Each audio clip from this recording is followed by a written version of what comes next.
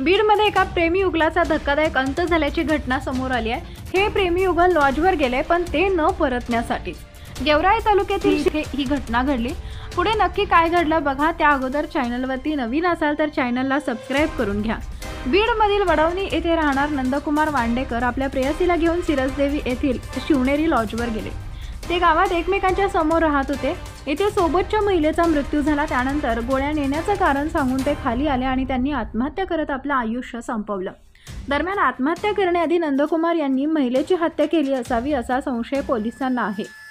शिवनेरी लॉजवर महिलेचा मृत्यू झाल्याची माहिती पोलिसांना मिळाली। या घटनेचा तपास करत असताना नंदकुमार सोबत असल्याने त्यांना कळाले। त्यानंतर प्रेयसीची हत्या करून नंदकुमार दुचाकीवरून थेट गाव शेत गाठात आले।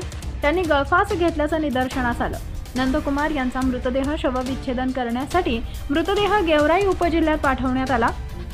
लॉजवर दोघांचं भांडण झालं आणि वादातून नंदकुमार यांनी महिलेची हत्या केल्याचा संशय पोलिसांना आहे। महिलेची हत्या केल्यानंतर नंदकुमार खोलीला टाळे लावून बाहेर पडले। यानंतर लॉज मालकाला संशय आला। त्याने पोलिसांना याबद्दलची माहिती दिली। पोलिसांनी केलेल्या चौकशीत असा धक्कादायक प्रकार समोर आला आहे।